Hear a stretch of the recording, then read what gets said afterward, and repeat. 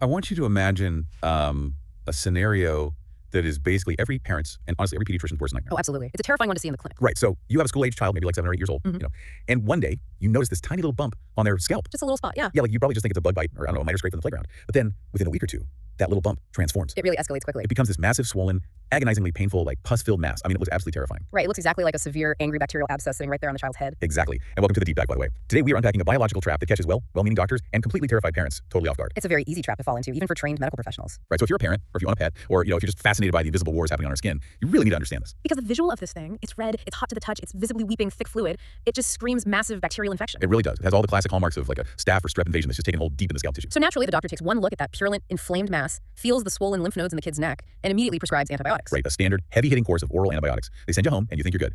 But the antibiotics do absolutely nothing. Nothing at all. In fact, it gets worse. Like the pain intensifies, the pus keeps draining, and the hair over the mass actually starts falling out in clumps. Yeah, by treating it like a bacterial infection, the doctor has essentially thrown water on a grease fire. I love that analogy, throwing water on a grease fire. Because the symptoms mimic a bacterial fire so closely, but the fuel source is, well, it's completely different. Right, it isn't a bacterium at all. So to really understand this, we're going to use a specific real-world dermatology board exam question from 2006. This is from the IPA board, and it's going to be our roadmap today. It's a great roadmap because board examiners love testing these specific clinical pitfalls. We're dissecting a condition known as Kerion Celsi, or just a Kerion. It's this extreme biological reaction that acts as a bridge between human immunity, animal reservoirs, and even Nobel Prize-winning pharmacology. It's a fascinating cross-section of medicine, and they test it because they want to ensure a physician can see past the obvious superficial symptom. Right, the pus and the swelling. Exactly. They need to deduce the true microscopic battle that's actually happening beneath the skin. So let's lay out the exact exam scenario that these medical students were sweating over back in 2006. Okay, let's hear it. They open their test booklets, and they're hit with this deceptively short question. It literally just asks, Kerion Celsi or Kerion is, followed by 5 options. Short questions are usually the most dangerous ones. Oh, for sure. Yeah. So option A is the acute form of Tinea tonsurens. Option B is usually caused by anthropophilic dermatophytes.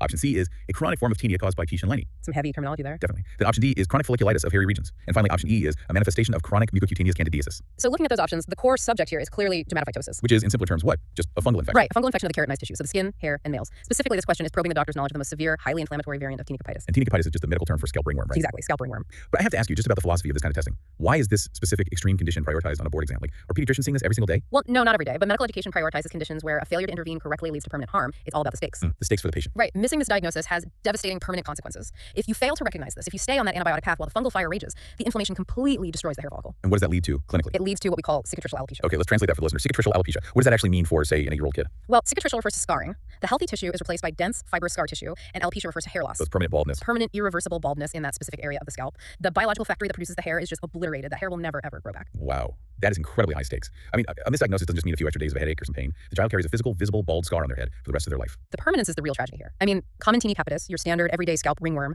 it's usually just mild scaling, maybe a little itching, some hairs that break off near the surface. Right. It's annoying, but it's not life-altering. Exactly, it's mild. But Kerion Celsi, however, is a massive, infiltrated, edematous plaque. It's totally full of pustules and microabscesses. That's painful, right? Intensely painful. The pain is severe enough that the child will literally not let you touch their head. Which brings us to the clinical presentation.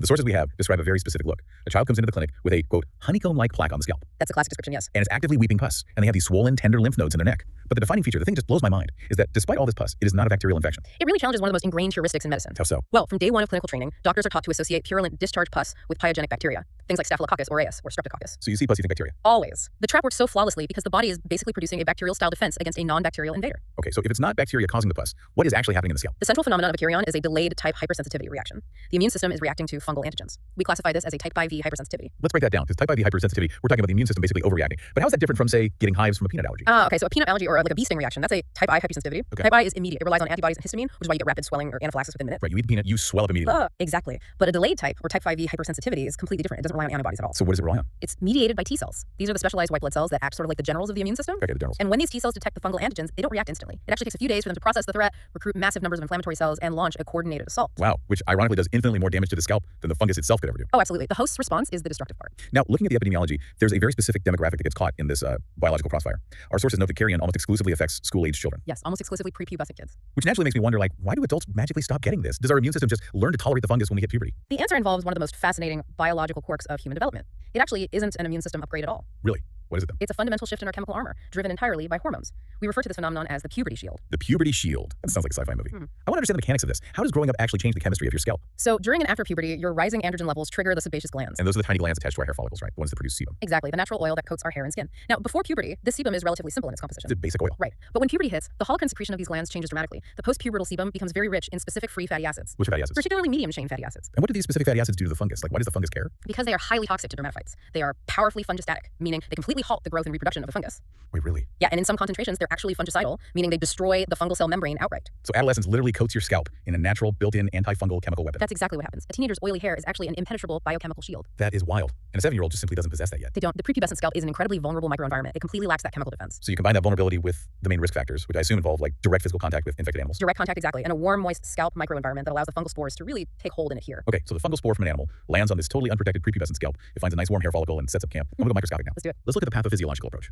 What is the step-by-step destruction happening down in the root of the hair? Well, the mechanism of invasion is ruthless. These fungi are dermatophytes, right? Dermato means skin, and phyte means plant or growth, even though they're fungi, not plants. Right. Their defining characteristic is their ability to consume keratin. And keratin is the protein that makes up our hair, our nails, the outer layer of our skin. I mean, it's incredibly tough stuff. It is. Rhinoceros horns and horse hooves are made of keratin. Yeah. So most bacteria and viruses can't do anything with it. Very few organisms on Earth can digest keratin. Its molecular structure is heavily fortified with these really tough disulfide bonds. It's basically biological concrete. Biological concrete. But dermatophytes evolved specialized enzymes called keratinases. These enzymes act like molecular bolt cutters. They just snip the disulfide bonds and break the concrete down into digestible amino acids. So the fungus is literally eating the structural foundation of the child's hair. Yes, it digests the hair shaft from the inside out or the outside in. Is there a medical term for that? We call it endothrix invasion when the fungal spores pack themselves inside the hair shaft, and ectothrix when they coat the outside of the hair. Okay, endo for inside, ecto for outside. Right, and as the fungus consumes the keratin, it sheds its own waste products and surface proteins deep inside the hair follicle. And that's the trigger, isn't it? The body's immune system detects those alien fungal proteins down deep in the tissue. Exactly.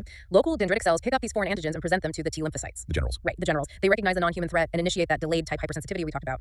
They release these powerful chemical signals called chemokines and cytokines. Like a blaring siren. A massive siren. It calls in an overwhelming swarm of neutrophils from the bloodstream. Neutrophils are so fascinating. They're basically the kamikaze foot soldiers of the immune system. That's a great way to put it. They arrive at the site of infection in massive numbers. They release highly toxic enzymes and reactive oxygen species to just obliterate the invader. Yeah, and then they die. And when millions of them die in one localized area, they form pus. Pus, wow. So the realization that pus does not equal bacteria is the absolute key to unlocking this disease. It is. The pus in a Kerion is primarily sterile in a bacteriological sense. Wait, seriously. If you swab it, no bacteria grow. No bacteria will grow. It is simply a massive graveyard of sacrificed neutrophils, liquefied tissue, and fungal debris. That is just incredible. Now consider the sheer physical volume of this microscopic war. The hair follicle is this very delicate, narrow tube. You're suddenly packing it with millions of swarming immune cells, fluid, and inflammation. The physical pressure must build so rapidly. The structural integrity of the tiny follicle it can't handle that kind of internal pressure. It can't. The follicle literally ruptures. It bursts open under the immense pressure, much like a pipe bursting from freezing water. Oh man, and when that pipe bursts, what happens to all the debris inside? It spills everything into the reticular dermis. That's the deeper, highly vascularized layer of the skin. So it spills the fungal antigens, the dead immune cells. And most crucially, it spills raw keratin. Wait, keratin is supposed to be there though, right? I mean, it's skin and hair. But it's supposed to be safely locked inside the epidermal layers or the hair shaft. The deeper immune system in the dermis has never seen raw keratin before. Oh, wow. When keratin spills into the deep dermal tissue, the body recognizes it as a massive foreign body. So the body attacks its own keratin. Yes. This triggers a secondary, entirely different immune panic called a granulomatous response. Specialized macrophages arrive and actually fuse together to form these giant cells to try and wall off this spilled keratin. So you have the initial fire caused by the fungus, and then a secondary, even larger fire caused by the structural collapse of the follicle itself. Exactly. The collateral damage must be staggering, like a toxic spill inside a factory. It really is. The inflammatory inferno engulfs everything in its path. It destroys the adjacent sebaceous glands, and it also engulfs the erector pili muscle. The erector pili. That's the microscopic muscle attached to every hair follicle that contracts to give us goosebumps, right? It's the one. And because it's a muscle heavily innervated with nerve endings, when it's engulfed in a massive inflammatory response, it generates intense throbbing pain. So that explains it. That's why a Kerion isn't just an ugly lump. It is agonizing for the child to even like rest their head on a pillow. Extremely painful, yes. The anatomotubergraphic approach here seems vital because the physical structure of the human head dictates exactly how this mass grows. The sources bring up a specific anatomical layer called the glia aponeurotica. Right, the glia aponeurotica. It's a tough, dense, fibrous sheet of connective tissue that spans over the upper part of the cranium, sitting right beneath the scalp's fat and skin layers. Okay, so in the context of a massive destructive lesion like a Kerion, what does it do? It acts as a critical physical barrier. Because if that barrier wasn't there, I assume this inflammatory mess would just keep rotting downward. It would erode right down into the periosteum, the membrane covering the skull bone itself. Oh, which could lead to horrific bone infections. Yes, osteomyelitis of the skull. But the glia aponeurotica is too tough to easily breach. So since the intense swelling and pus cannot go down into the skull, the laws of physics dictate it must go somewhere. It goes sideways. Exactly. The pressure forces the inflammation to spread laterally outward through the softer tissues of the scalp. Which perfectly explains why you get this expanding, elevated tumescent plaque on the surface. It literally has nowhere else to go but sideways and up. That's right. Now, earlier you mentioned the doctor seeing swollen lymph nodes in the neck and assuming it was a spreading bacterial infection. Why do the lymph nodes swell so dramatically in a fungal infection? Well, the scalp has an incredibly rich lymphatic network. You can think of the lymphatic system as the body's cellular storm drain and filtration network. When you have this massive biological disaster happening in the scalp tissues, the lymphatic vessels immediately start draining the excess fluid, the dead neutrophils, the fungal antigens, all of it, away from the site. And where does it drain to? It drains directly downward to the cervical lymph nodes in the neck and the occipital lymph nodes at the base of the skull. Oh, so those nodes swell up, not necessarily because the fungus is like growing inside them? No, not at all. But because they're acting as the primary filtration sites for the massive disaster happening above them. They're literally clogged with the casualties of war. Perfectly said. They become highly engorged and tender. This regional lymphadenopathy is a nearly constant defining anatomical marker in Kerion Celsi. But we have to return to the ultimate danger of this condition, the risk of permanent baldness. How exactly does this inflammation cause cicatricial alopecia? Like, does the inflammation just burn the soil so badly that nothing can ever grow there again? It's a bit more precise than that. Anatomy dictates function, right? Deep within the architecture of the hair follicle, there is a very specific anatomical zone called the bulge region. The bulge region? Yes, and this area serves as the sanctuary, the specialized niche where the hair follicle stem cells reside. Ah, the master builders, the cells that actually hold the blueprints for creating new hair. Exactly. Now, if a standard ringworm infection breaks the hair shaft at the surface, the stem cells in the deep bulge region are safe. They just rebuild the hair. Right, the hair just grows back. But in a Kerion, the deep follicular rupture, the granulomatous parafolliculitis, and the sheer heat of the inflammatory response completely obliterate the bulge region. The stem cells are literally burned out of existence. Yes, and once the stem cells are gone, the factory is demolished. The skin heals over with a flat, smooth scar. The permanence of that is chilling. It really all comes back to the stakes of the board exam question we started with. The test is asking doctors to navigate this exact minefield. So let's look at the correct alternative and analyze the justification. All right, the answer key reveals that option A is correct. Kerion Celsi is the acute form of Tinea tonsurans. So the test wants the doctor to recognize that Kerion isn't some exotic rare disease from a totally different family. It's simply the absolute most extreme acute manifestation of common scalp ringworm. Right. Medical consensus dating back through classical dermatology texts relies on this continuous spectrum spectrum of disease. So spectrum. Yes. You have standard non-inflammatory Tinea Capitis on one end, which is dry and scaly. And on the far end of the exact same spectrum, you have Kerion Celsi, which is defined as the acute, extreme, suppurative, meaning pus-producing endpoint. The name itself carries so much history too. The sources mention this concept of clinical sovereignty, the idea that careful morphological observation is the highest form of diagnostic art. It really is. And this condition was named by Roman encyclopedist named Cornelius Celsus, right? Yes. Celsus was a remarkable figure in the 1st century AD. He wrote De Medicina, which is one of the most comprehensive ancient medical texts. And he didn't have microscopes or lab cultures? None of that. Without microscopes, without fungal cultures, Celsus relied entirely on pure visual observation. The word Kerion actually derives from the ancient Greek word for honeycomb. When you look at the physical presentation, honeycomb is just such a brutally accurate visual description. It perfectly captures the morphology of the lesion. You have this elevated, swollen mass, and its surface is studded with dozens of dilated, open hair follicles that are actively weeping thick pus. Wow. It looks exactly like the hexagonal cells of a honeycomb dripping honey. The fact that a description from 2,000 years ago remains the definitive clinical identifier today is just a testament to the power of clinical observation. And really, now to truly master this topic, we need to examine why the test makers included the specific wrong answers. Like, why are options B, C, D, and E so tempting to a stressed medical student, but so fundamentally flawed in reality? It's a brilliant exercise in differential diagnosis. Let's start with option B, which suggested that Kerion is usually caused by anthropophilic dermatophytes. Okay, let's parse that word. Anthropophilic. Anthropos, meaning human. Philic, meaning loving. So fungi that love humans. Right. These are fungal species that have adapted specifically to live on human hosts over thousands of years of evolution. Things like Trichophyton tonsurans or Trichophyton rubrum. Okay. This option is entirely incorrect because it completely ignores the evolutionary biology of host-pathogen relationships. How does evolution dictate the amount of inflammation a fungus causes, though? Well, think about it. A successful, highly adapted parasite does not want to destroy its host, right? Right, because then it dies too. Exactly. It wants to live on the host as long as possible. Anthropophilic fungi have evolved sophisticated stealth mechanisms. They've learned how to downregulate their keratinases and mask their surface antigens to avoid triggering the human immune system. Oh, that makes sense. They want to quietly eat the woodwork of the house without setting off the smoke alarms. Perfect analogy. They cause chronic, dry, low-grade, relatively asymptomatic infections, precisely the opposite of Kerion. So Kerion Celsi is classically triggered by zoophilic fungi that evolved to live on animals, not humans. Exactly. Zoophilic fungi. So when an animal fungus accidentally jumps over to a human scalp, it just doesn't possess the necessary stealth codes for our immune system. Not at all. It is a clumsy foreign invader. Its antigens are highly alien to our human immune surveillance network. It basically sets off every single alarm bell instantly. And boom, immune panic. Yes. The human body recognizes the non-adapted animal proteins and launches that massive catastrophic type-off hypersensitivity reaction we detailed earlier. So the inflammation is literally the result of biological unfamiliarity. Yes. Therefore, Kerion is overwhelmingly zoophilic, not anthropophilic. That evolutionary perspective just makes so much sense. What about option C? The test suggests it might be a chronic form of tinea caused by T. Schinleini. This option fails on two distinct levels. First, the temporal nature of the disease. Kerion is inherently an acute process. It flares up rapidly, aggressively, and explosively over a few weeks. It is not a chronic, slow-burning disease. Okay, so it's too fast to be chronic. What's the second level? The specific organism mentioned, Trichophyton Schinleini, causes a very specific, historically significant disease called Tinea fibrosa, or simply Favis. How does Favis visually differ from the honeycomb look of a Kerion? Favis is a chronic condition characterized by the formation of scutula. Scutula? Yes. Scutula are dense, cup-shaped, sulfur-yellow crusts made of fungal hyphae and skin debris that form around the base of the hair follicles. Oh. Yeah, they often coalesce into large, foul-smelling plaques with a very distinct, mousy odor. Mousy odor. Okay. Now, while Favis also leads to scarring alopecia eventually, it is a dry, chronic crusting process. It looks absolutely nothing like the wet, angry, eruptive, pus-filled mass of an acute Kerion. So if you see a wet, boggy, weeping mass, you can just immediately rule out Favis. Immediately. Now, options D and E are fascinating because they seem to intentionally prey on the exact cognitive traps we discussed at the very beginning. Option D is chronic folliculitis of hairy regions, and option E is a manifestation of chronic mucocutaneous candidiasis. Right, the board examiners are baiting the trap. They are hoping the candidate sees the word pus in the clinical description and just abandons the idea of a dermatophyte entirely. Let's dismantle D first. Okay. Kerion is an acute process with a very specific fungal etiology. It is not just a general, long-term, non-specific bacterial inflammation of the follicles, which is what chronic folliculitis implies. Okay, that makes sense. And option E brings Candida A into the mix. Candida is a yeast, correct? How does yeast differ from the dermatophytes we've been talking about? Candida is indeed a yeast, which is a type of single-celled fungus. But biologically, Candida does not possess keratinases. Oh, so it can't eat the biological concrete. Exactly. It cannot digest tough structural proteins like hair and nails. Candida thrives in warm, moist environments, causing superficial infections of the mucous membranes and skin folds, such as oral thrush or severe diaper dermatitis. Right. Because it cannot penetrate and destroy the deep keratin architecture of the hair follicle, it never ever causes the deep, structure-destroying, tumescent honeycomb mass of Kerion Celsi. Looking at these wrong answers, the architecture of the exam question really is brilliant. Like, they are actively trying to trick the candidate into reverting to their most basic instincts. Oh, pus usually means a chronic bacterial issue or maybe a nasty yeast infection. Right. They want you to fall into the trap of thinking pus requires bacteria, when in this specific instance, the pus is just the sterile byproduct of an acute explosive immune reaction to a clumsy animal fungus. It's beautifully designed. It separates the doctors who rely on superficial pattern matching from the doctors who possess a deep mechanistic understanding of pathophysiology. So let's move from the exam room to the real-world clinic. How does a physician definitively prove what this is? We have to explore the diagnostic approach, because guessing, as we've seen, leads to baldness. A definitive diagnosis is the only way to justify the aggressive treatment required. It begins with the clinical triad. The clinical triad, what's that? If a child presents with an inflammatory tumor on the scalp, follicular pustules, and regional swollen lymph nodes, the physician's mind must immediately prioritize Kerion Celsi. And the source material highlights a very specific physical exam maneuver to confirm the nature of the pustules. It's called the sieve sign, or in Portuguese medical literature, sinal de Crivo. The sieve sign is a powerful diagnostic indicator. Think of a kitchen sieve or a colander you use to drain pasta. Okay. If a patient has a standard bacterial boil or a large pimple, there is usually a single central point of pressure. When you press it, pus erupts from that single central head. Right, like popping a giant zit. Exactly. But a Kerion is different. When a doctor gently applies pressure to the swollen edges of the Kerion plaque, pus does not come out of one hole. It doesn't? No. Instead, pus drains simultaneously out of dozens of multiple distinct individual hair follicles. Wow. So it literally mimics water pushing through the multiple holes of a colander. Exactly. That is a very visceral image, but it tells you exactly what is happening under the skin. It confirms that the purulent inflammation is not just one giant pool of infection under the skin, but rather that the inflammation is happening distinctly within the individual follicular units across the entire affected area. So you observe the sieve sign. You know you're likely dealing with a Kerion. In most infections, the next logical step is to just swab the pus, put it on a glass slide, and look at it through a microscope to find the bug, right? Right. And this is where the diagnostic trap claims its final victims. Wait, really? Yes. The standard rapid test for a fungal infection in dermatology is the KOH prep. KOH prep. The doctor scrapes some scales or plucks a hair, places it on a slide, side and adds drops of potassium hydroxide or KOH. How does the potassium hydroxide work? KOH is a strong alkali. It dissolves the human skin cells and keratin. However, fungal cell walls are made of ketin. Like insect shells. Exactly, the same tough material that makes up the exoskeleton of insects. The KOH cannot dissolve ketin, so the human tissue melts away, leaving the fungal hyphae clearly visible under the microscope. Well, that sounds like a foolproof system. Why doesn't it work here? Because of the sheer violence of the microscopic battle we discussed earlier. Oh, the neutrophils. Right. The localized inflammation is so intensely destructive, and the swarm of millions of neutrophils is so absolute that the immune system's toxic enzymes literally chew up and digest the fungal ketin. Are you serious? The fire burns so hot it destroys the structural evidence of the arsonist. Exactly. Up to 50% of the time, the direct KOH microscopic exam on a Kerion will be completely negative. There is simply not enough intact fungal architecture left to see. That is so insidious. The doctor looks in the microscope, sees no fungus, assumes the test proves it isn't fungal, and confidently returns to their initial incorrect diagnosis of a bacterial abscess. Wow, so if the rapid microscope test gives you a false negative half the time, how do you actually confirm the diagnosis so you can start the right treatment? The gold standard remains the fungal culture.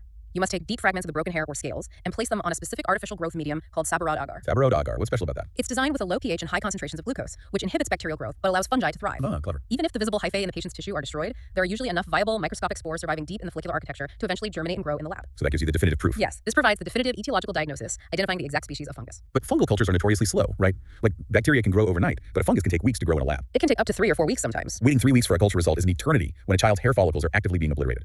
Is there a faster way to get a clinical clue right there in the exam room? There is an older but still highly effective tool called a Woods lamp. It is a handheld device that emits long-wave ultraviolet light, around 365 nanometers. You turn off the lights in the exam room and shine the UV light directly onto the child's scalp. Like using a black light at a crime scene. What are you looking for? Certain species of dermatophytes produce specific chemical byproducts as they consume keratin, notably pteridine compounds. Okay. If the infection is caused by Microsporum canis, which is one of the most common zoophilic culprits, these pteridine compounds will absorb the UV light and fluoresce back a bright characteristic emerald green. Seeing the child's hair glow emerald green under black light is a massive immediate clue. Huge clue. Okay, so you pieced the puzzle together. The culture is pending, but the Woods lamp glowed green and the sieve sign was positive. You know, Kerion Celsi. Now we have to execute the therapeutic approach. And the treatment plan here seems totally counterintuitive compared to how people normally treat a little spot of ringworm. Usually, you just buy an over-the-counter antifungal cream, rub it on the skin for a week, and you're done. Right, but relying on topical treatments is another major pitfall that leads to permanent baldness. Topical creams, ointments, or lotions are completely, utterly useless for treating Kerion Celsi. Let me stop you there. If the fungus is on the skin and the cream goes on the skin, why wouldn't it work? Because the infection is no longer superficially located on the epidermis. The fungal spores and hyphae have invaded deep inside the interior of the hair follicle root, extending way down into the dermis. Right. Furthermore, that deep infection is now heavily protected by a massive, swollen, fluid-filled inflammatory granuloma.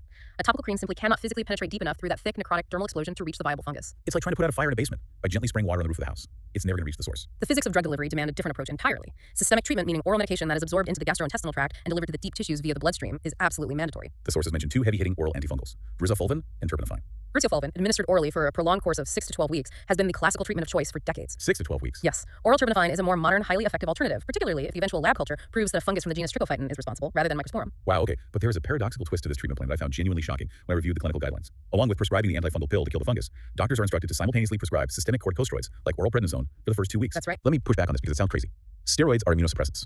We give them to people with autoimmune diseases or allergies to turn their immune system off. Why on earth would you give an immunosuppressant to a child who is actively battling a severe deep tissue infection? It feels completely counterintuitive, which is exactly why many physicians hesitate to do it, but you have to return to the core pathophysiology. What is actually causing the permanent damage in Kerion Celsi? It isn't the fungus. It's the immune system's massive swarm of neutrophils and the resulting granulomatous response. Exactly. The fungus is merely the spark. The type 4B hypersensitivity immune response is the raging fire that is actively melting the tissue and destroying those precious hair stem cells in the bulge region. Oh, I see where this is going. If you only give an oral antifungal, it will take weeks for the drug to reach therapeutic levels and eliminate the fungus. During those intervening weeks, the immune system will continue its scorched earth campaign, and the child will go permanently bald in that spot. The logic clicks into place. The steroids cool the immune fire to save the hair follicles, while the oral antifungal operates in the background to slowly eliminate the underlying fungal trigger. It's a delicate, brilliant balancing act. You use a short 2-week course of systemic prednisone. It rapidly suppresses the destructive hypersensitivity reaction, dramatically reduces the immense pain and tumescent swelling, and most importantly, it minimizes the risk of cicatricial alopecia. You're managing the host's own biological weapons to protect the host's anatomy. Precisely. It really requires a profound understanding of not just what the pathogen is doing, but what the human body is doing in response. So we've successfully navigated the clinical traps, we've treated the child, they're taking their oral brizafulvin, they finished their prednisone taper, the swelling goes down, the pain stops, the hair is saved, the story's a success, and we can close the file. Actually, no. If a physician stops there, they have failed the patient. Wait, really? Why? The child will likely be back in the clinic a month later with a brand new, massive Kerion on a completely different part of their scalp. Oh, because we treated the patient, but we haven't dealt with the environment. Exactly. This is where we need to trace the infection back to its origin. We are entering the realm of zoonosis. I want to shift our focus to the secrets of the animal kingdom, because the biology of the animal vectors is just as fascinating as the human response. Investigating the animal vector is a non-negotiable part of the preventative approach. As we established, Kerion Celsi is the biological collision between clumsy animal fungi and hyperreactive human immunity. Right. And the number one culprit, the primary reservoir for the fungus Microsporum canis, is sitting comfortably in millions of living rooms around the world right now. The domestic cat, Felis catus. The cat is the classic vector for this disease, but here is the shocking clinical reality that catches families completely off guard. What's that? Cats, particularly long-haired breeds like Persians, Himalayans, or Maine Coons, can be entirely asymptomatic carriers of this fungus. When you say asymptomatic, you mean they show zero signs of disease, they don't have bald patches, they aren't scratching, their skin isn't red or flaky. Nothing. They look like perfectly healthy, beautiful, well-groomed pets. Because the fungus has evolved alongside the cat, the feline immune system often just tolerates it. But deep within their thick fur, they are absolutely loaded with viable Microsporum canis spores. And fungal spores are incredibly hardy. They aren't fragile like some viruses, right? Oh, not at all. Spores can survive in the environment for months, sometimes over a year. Every time the cat rubs against the couch, every time it sleeps on the child's bed, and every time the child cuddles the cat, the animal is shedding microscopic biological landmines all over the house. The clinical takeaway for the doctor is massive here. You can't just treat the child. You must actively interrogate the home environment. The medical guideline is unambiguous. If you diagnose a child with Kerion Celsi, you must ask about pets. If they have a cat, that healthy-looking cat must be taken to the veterinarian immediately. And what does the vet do? The vet will use a Woods lamp on the cat's fur. If the cat's fur glows emerald green, the cat must undergo months of systemic antifungal treatment simultaneously with the child. Wow. If you do not decontaminate the biological reservoir, the child will simply be reinfected the moment they sit back down on the living room rug. It's an epidemiological loop that just has to be forcibly broken. But cats aren't the only vectors. The sources point out a rapidly rising urban culprit, one that parents often buy specifically for young children: the guinea pig. Cavia porcellus. Guinea pigs, along with other small pocket pets like hamsters, hedgehogs, and rabbits, are frequent reservoirs for a completely different species of fungus, trigophytum and hecarophytes. Why are guinea pigs becoming such a prominent source of severe infections in urban areas? It relates entirely to the behavioral mechanics of how young children interact with them. A child doesn't just pet a guinea pig with their hand. They pick it up, they nuzzle it, they press the animal directly against their face, their neck, and their scalp. Oh, which provides the direct physical contact, the friction, and that warm, moist microenvironment absolutely necessary for the fungal spores to transfer from the animal's fur and embed themselves into the child's hair follicles. Do guinea pigs carry it asymptomatically like cats? Sometimes, but they frequently do show symptoms. In guinea pigs, you might actually notice circular areas of hair loss, intense scaling or crusting, often around the face or back. So if a child presents with Kerion, and the parents mention they recently bought a new guinea pig from the pet store that seems to be losing its fur, the physician has found their smoking gun. Exactly, it's textbook. We also have to look beyond the city limits, out to rural and agricultural environments. The sources mention cattle, Bell's taurus. The agricultural setting introduces a different pathogen, Trichophyton verrucosum. This is a highly inflammatory zoophilic fungus that's endemic in livestock populations worldwide. When dairy farmers, farm workers, or rural children interact with infected calves or cattle, they can develop severe, highly supurative tinea. But wait, since adult men are often the ones working with the cattle? Yeah. How does this present? Adults have the puberty shield on their scalp, right? So they shouldn't get a Kerion on their head. That's a crucial distinction. You're right, the adult scalp is protected by sebum, but other areas with terminal hairs are still vulnerable. Right where? In adult men, Trichophyton verrucosum often presents on the face and neck as Tinea barbae, an intensely inflamed, painful, pus-filled, boggy infection of the beard area. Oh wow, so Tinea barbae is essentially a Kerion of the beard, driven by the exact same pathophysiological mechanism of type C hypersensitivity and massive neutrophil swarming. Precisely the same mechanism. The existence of this pathogen really highlights why agricultural environments require incredibly strict fungal disinfection protocols for stables, halters, and grooming tools. Understanding the environmental resistance of these spores is a cornerstone of public health. We've covered the microscopic biology, the deep anatomy, the diagnostic traps, and the animal vectors. Now, I want to take a step back and look at the sheer scale of the scientific achievement required to actually cure this condition. We casually mentioned prescribing grisafulvin and terbinafine earlier. We did. But the sources outline how our modern ability to treat Kerion Celsi rests squarely on the shoulders of three distinct Nobel Prize laureates. Yeah. The historical arc of this pharmacology is worthy of a Nobel in itself. It really is. It forces us to realize that the little pills we pick up at the pharmacy today are the culmination of decades of groundbreaking, paradigm-shifting science. The story of antifungal pharmacology is actually a story of environmental warfare. Let's start the timeline in 1945 with Sir Alexander Fleming. Fleming was awarded the Nobel Prize in Physiology or Medicine for the discovery of penicillin. Now, penicillin is an antibacterial drug. It has no effect on fungi at all. Right. But the fundamental biological principle that Fleming proved was revolutionary to our understanding of pharmacology. He observed that a fungus, the penicillium mold, was naturally secreting chemical weapons to destroy bacteria growing nearby in a petri dish. Right. He illuminated an invisible microscopic war that has been raging in the soil and the environment for billions of years. Microbes are constantly fighting each other for resources. Okay, so how does that help with antifungals? Well, the medical community had a profound realization. If fungi evolved to produce chemical weapons to kill bacteria, the inverse must also be true. Bacteria and other soil-dwelling microbes must have evolved chemical weapons to fight and kill fungi. That is a brilliant logical leap. It tells scientists exactly where to look for antifungal drugs. You don't need to synthesize them from scratch in the dark. You just need to go dig in the dirt where the war is happening and basically steal the weapons the bacteria are already using. Which leads us directly to our second laureate, Selman Waksman, who won the Nobel Prize in 1952. What did he do? Waksman was a soil microbiologist. He spent his life literally digging in the dirt. He is famous for discovering streptomycin, which was the first antibiotic effective against tuberculosis, which he isolated from actinomycetes, a type of soil bacteria. But his true contribution wasn't just finding one drug, it was the methodology he created, right? Exactly. Waksman revolutionized the systematic, large-scale screening and isolation of bioactive compounds from soil microorganisms. He created a pipeline for discovery. Using his exact methodology, scientists began isolating countless chemical weapons from the dirt. And one of those was grisafulvin. Yes, derived from a soil fungus called Penicillium grisafulvum. They found a molecule named grisafulvin. The exact drug that remains the classical treatment for Kerion Celsi today. But the way grisafulvin actually kills the fungus inside the human body is just mind-blowing. I want you to explain this mechanism because it doesn't just flow through the blood and act like a chemical pesticide, spraying the fungus on contact. No, the mechanism of action is incredibly elegant and highly specific. When the child swallows the grisafulvin pill, it is absorbed into the bloodstream. It circulates through the body and travels to the deep matrix of the hair follicle. Grisafulvin has a unique chemical affinity for human keratin. So it actually binds to the structural protein of the hair. Yes. As the cells in the hair follicle matrix divide and produce new keratin, the building blocks of the new hair shaft, the grisafulvin incorporates itself directly into that newly forming keratin structure. It's like, okay, imagine you are a king under siege in a castle and the invading fungal army is outside, slowly eating the walls. You can't reach them to fight them. So you start building the new inner walls of the fortress out of poison bricks. That is a perfect visualization. The new hair shaft grows outward from the root, heavily fortified with the drug. When the dermatophyte attempts to consume this newly formed keratin, it ingests the grisafulvin. And then what happens? Once inside the fungal cell, the drug binds to the cell's microtubules, which paralyzes the machinery required for mitosis. The fungus cannot divide, it cannot reproduce. It just sits there, sterile, until it dies. And that perfectly explains why the treatment takes 6 to 12 grueling weeks. The drug doesn't instantly kill the existing fungus. You literally have to wait for the poison bricks to grow out far enough from the root to push the fungal infection completely out of the scalp. Exactly. You are waiting for the biological pace of hair growth to clear the infection. It was a miracle drug, but it was slow. Science, however, didn't stop in the 1950s. We move forward to 1990 and our third laureate, Elias Corey. Corey won the Nobel Prize in chemistry for his pioneering work in organic synthesis methodology. Right. While Waksman taught the world how to systematically find existing drugs hidden in nature, Elias Corey taught the world how to conceptualize and build complex molecules artificially, atom by atom, right in a laboratory. He developed the theory of retrosynthetic analysis. Meaning, he figured out how to look at a complex target molecule, break it down mathematically into simpler chemical bonds, and then rebuild it from scratch. His theories revolutionized the pharmaceutical industry. It allowed chemists to design and synthesize incredibly complex modern molecules that do not exist anywhere in nature. And one of the classes of drugs synthesized using these modern principles was the allylamines, which includes terbinafine, the modern alternative for treating Kerion. How does custom-built terbinafine improve upon the dirt-derived grisafulvin? Grisafulvin is fungistatic. It merely halts reproduction. Terbinafine is fungicidal. It actively assassinates the fungal cell. Wow. Terbinafine specifically targets an enzyme in the fungus called squalene epoxidase. This enzyme is crucial for the fungus to build ergosterol, which is the main structural component of the fungal cell membrane. Humans use cholesterol for our cell membranes. Fungi use ergosterol. Exactly. By inhibiting that specific enzyme, terbinafine causes a massive toxic buildup of squalene inside the fungal cell while simultaneously starving the cell membrane of ergosterol. The fungal cell membrane literally destabilizes and bursts open. The fungus is killed rapidly. Which means it cures the patient much faster, often with shorter treatment durations and fewer side effects. When you look at the whole timeline, it's just staggering. We went from a Roman observing a honeycomb pattern on the scalp 2,000 years ago to microbiologists systematically digging in the dirt for biological poisons in the 1950s to chemists custom building targeted molecular assassins in a modern lab. The arc of medical history here is a true triumph. It really represents the triumph of the scientific method observation, systematic screening, and directed synthesis over a devastating biological trap. We've covered an immense amount of ground today. For anyone listening who might be a medical professional preparing for boards or maybe a parent wanting to lock this knowledge in, let's distill this deep dive into a rapid-fire summary of the absolute key takeaways. Sounds good. The core clinical truths are these. First, Kerion Celsi is not a bacterial infection. It is the extreme, acute, inflammatory, suppurative manifestation of Tinea capitis. Right. Second, the massive tissue destruction is caused by a delayed type hypersensitivity reaction mounted by the host's own immune system against the fungus. Third, the causative agents are almost always zoophilic dermatophytes, meaning clumsy fungi that evolved on animals, like Microsporum canis from domestic cats, or trichophyton mentagrophytes from guinea pigs. Fourth, on physical exam, you must look for the sieve signpost draining from multiple individual hair follicles under pressure. Got it. Fifth, relying on the rapid KOH microscopic exam is a dangerous trap, as the intense inflammation destroys the fungal hyphae up to 50% of the time, resulting in false negatives. You must rely on fungal cultures. Sixth, topical creams are utterly useless against this deep tissue inflammatory mass. You must use systemic oral antifungals like grizofulvin or terbinafine for several weeks. And seventh, you must use a short course of systemic corticosteroids to cool the immune fire and prevent the permanent destruction of the hair stem cells. And crucially, the final point, never forget to investigate and treat the household pets, or the child will face immediate reinfection. Now, the source material provided an incredibly useful exam mnemonic for our Portuguese-speaking listeners, or truly anyone who appreciates a simple memory heuristic to separate the types of fungi. Oh yes, the Quinte and Coisa trick. Quinte translates to hot, and Coisa translates to complaining or painful. If a patient presents with a ringworm patch that is dry, scaly, and relatively painless, it is likely from a human source, an anthropophilic fungus that has evolved to be stealthy. Right. But if the lesion is wet, angry, hot to the touch, and intensely painful Quinte and Coisa, there's almost certainly an animal source. It's a zoophilic pathogen that has triggered a massive immune explosion. It is a highly practical way to instantly categorize the etiology and anticipate the level of inflammation in a clinical setting. I want to highlight one more clinical tool. We've talked about the trap of assuming pus means bacteria. But if a doctor is standing in the exam room looking at a swollen, pus-filled mass on a child's scalp, and they are hesitating, is there a simple, elegant physical test they can do right there without any lab equipment to prove to themselves that the architecture of the hair is being destroyed by a fungus? There is. It is a defining physical maneuver called the hair plug test. The hair plug test. The physician takes a pair of standard forceps or tweezers and gently grasps a single hair protruding from the inflamed boggy mass. They give it a gentle pull. Okay. If the child screams in pain and the hair holds fast to the scalp, it might be a bacterial fungal. But if the hair slides out of the scalp easily, smoothly, with absolutely zero resistance, and the child feels zero pain from the pluck, It means the root of the hair has been completely digested and severed by the fungal keratinosis. exactly. The structural integrity of the hair shaft is gone. It is no longer anchored to the deep tissue. It is a definitive, tactile sign of severe dermatophyte invasion. That is such a powerful, low-tech piece of clinical wisdom. Medicine is often about combining the highest levels of pharmacological science with the simplest techniques of physical observation. Before we sign off, I want to leave you, the listener, with a provocative final thought. A concept that has been lingering in my mind since we first discussed the biology of this condition. We learned today about the puberty shield. The reality that post-pubertal adults rarely develop Kerion Celsi because their mature sebaceous glands begin producing specific free fatty acids that are highly toxic to dermatophytes. It acts as an invisible, natural biochemical armor. It is one of the most remarkable evolutionary defense mechanisms the human body possesses. So consider the vast implications of that biology. What if modern medicine could isolate and heavily concentrate those exact, specific adolescent fatty acids?